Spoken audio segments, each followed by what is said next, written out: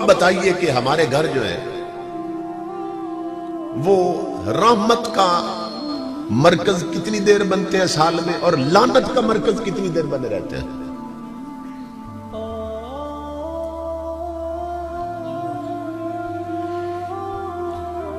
گھر میں L C days لگی ہیں، گھروں میں دو دو ڈشیں لگی ہیں چھتوں پہ، گھروں میں کیبل کے کنیکشن ہے، گھروں میں نیٹ پڑا ہے، گھروں میں ٹی وی ہے، اور اب تو ان تمام چیزوں کی ضرورت نہیں رہی، اس لیے کہ ہر ایک کے پاس لڑکا ہے یا لڑکی ٹچ موبائل ہے۔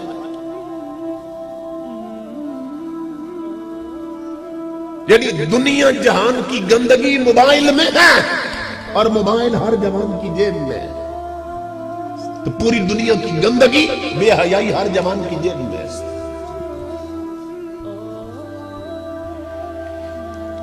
بچے جب بچے ہوتے تھے نا تو پھر وہ معصوم کہلاتے تھے، لیکن وہ واقعی معصوم ہوتے تھے، ان کی آنکھیں بھی معصوم ہوتی تھی کیونکہ ان کی آنکھوں نے گناہ دیکھا نہیں ہوتا تھا، ان کے کان بھی معصوم ہوتے تھے کیونکہ انہوں نے گناہ سنا نہیں ہوتا تھا۔ یعنی معصومیت کی صرف عمر نہیں ہوتی تھی، وہ خود بھی گناہوں سے بچنے والے ہوتے تھے، چونکہ نہ دیکھنے کو انہیں گناہ ملتا تھا نہ سننے کو گناہ ملتا تھا۔ اور آج چھوٹے چھوٹے بچوں کے پاس فلمی گانے ہیں، اپنی الگ الگ انہوں نے ویب سائٹ بنا رکھی ہے، اور ان کے پاس یو ایس بی ہیں، اور وہ معلوم نہیں کیا کیا چیزیں، اپنے کوڈ نمبر ہیں ان کے۔ یعنی عمر معصومیت کی ہے مگر اس کی آنکھیں معصوم نہیں رہی، عمر معصومیت کی ہے مگر اس کے کان معصوم نہیں رہے۔ عمر میں دیکھو تو بچہ نابالغ ہے، اور فکر میں دیکھو تو بالغ ہے۔ دھیرے دھیرے قومیں بے حیائی کی طرف بڑھتی ہیں۔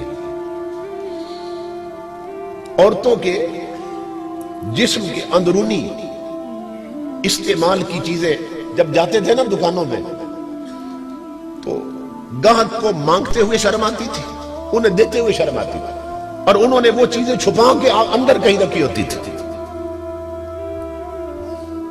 ایسا تھا کہ نہیں تھا؟ عورتوں کے اندرونی استعمال کی چیزیں وہ چھپا کے رکھتے تھے دکاندار، مگر جب سے گھروں میں ٹی وی آیا اور ٹی وی کی ٹی وی ہو گئی اور نیٹ لگے، گھر کا ماحول بے حیا ہوا، بازار میں بھی بے حیائی آ گئی، پھر مختلف چینل کھلنے لگے، پھر الیکٹرانک میڈیا، پرنٹ میڈیا، اس نے بے حیائی مسلط کرنا شروع کر دی، پھر آنے والا ہر بے غیرت حکمران اس بے حیائی میں اپنا حصہ ڈالتا رہا۔ کسی حرام خور نے اور کسی رب اور رسول کے باغی نے اس بے حیائی کو کم کرنے کی کوشش نہیں کی، اس کو بڑھانے کی کوشش کی۔ جب قوم کی حمیت، غیرت، شرم، حیا مر گئی تو وہی دکاندار جو عورتوں کی وہ ضرورت کی چیزیں چھپا کے رکھتے تھے، وہ بے غیرت آج دکانوں کے سامنے لٹکا کے رکھتے ہیں۔ کیا اس روڈ پر کیا تیری اپنی بیٹی نے نہیں گزرنا ہے؟ کیا تیری ماں بازار نہیں جاتی ہے؟ یہ سیڈیز بیچنے والے اپنی دکانوں کے باہر انڈیا کی کنجریوں کی گندی تصویریں لگاتے ہیں، اور بغیرت بھول جاتے ہیں کہ اس فٹ پاتھ سے صرف غیر کی بیٹی نہیں، تیری اپنی بیٹی بھی تو گزرنے والی ہے۔ تو اس کی معصوم فکر کو مسموم کر رہا ہے، تو اس کے اندر بغیرتی کا زہر اتارنا چاہتا ہے، تو معاشرے اور سوسائٹی میں بے حیائی کا بیج بو رہا ہے۔ اللہ رب العزت فرماتا ہے قرآن میں، والذین یحبون ان تشیع الفاحشۃ فی الذین آمنوا۔ پڑھو قرآن جسے تم نے الماری میں بند کر کے رکھا ہے، جسے تم الماری میں رکھ کے پڑھنا بھول گئے ہو، وہ قرآن پڑھو۔ اللہ فرماتا ہے ان بدبخت لوگوں کے لیے میں نے ذلت کا عذاب تیار کر رکھا ہے کہ جو حضور کی امت میں بے حیائی پھیلاتے ہیں۔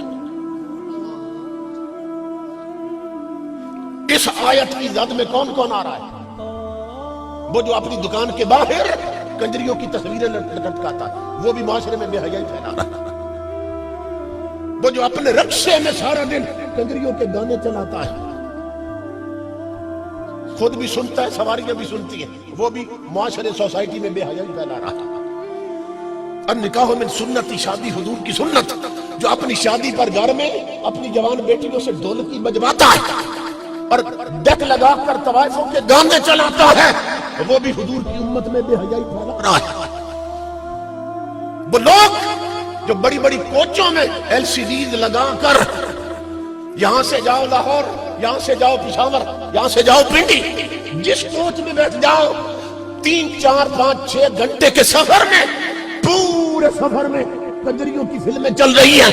یہ بے غیرت لوگ یہ حضور کی امت میں بے حیائی پھیلا کر قرآن کی اس آیت کا مصداق بن رہے ہیں۔ میگزین لکھنے والے، اخبارات بیچنے والے، ہر اخبار پر ایک رنگین پیج ہوتا ہے جس پہ کنجریوں کی ننگی تصویریں ہوتی ہیں۔ رومانٹک میگزین مارکیٹ میں چھاپ کر بیچے جا رہے ہیں، خریدے جا رہے ہیں۔ امام الانبیاء کے غلاموں، یہ لاکھوں کروڑوں لوگ قرآن پاک کی اس آیت کی زد میں ہیں کہ امت مصطفیٰ میں بے حیائی پھیلا رہے ہیں۔ اور وہ عورتیں بھی جنہوں نے بازار جانا ہو اور میک اپ کر کے جاتی ہیں اور بن سنور کے جاتی ہیں اور لپسٹک لگا کے جاتی ہیں اور ننگے سر جاتی ہیں اور آدھے ننگے جسم لے کر بازاروں میں پھرتی ہیں بے پردہ، وہ بدبخت عورتیں بھی تاجدار کائنات کی امت میں بے حیائی پھیلا رہی ہیں۔ اور اللہ فرما رہا ہے قرآن میں کہ وہ لوگ جو حضور کی امت میں یا میرے بندوں میں بے حیائی پھیلاتے ہیں، اللہ فرماتا ہے میں انہیں دردناک عذاب دیتا ہوں، اس دنیا میں بھی اور اس دنیا میں بھی۔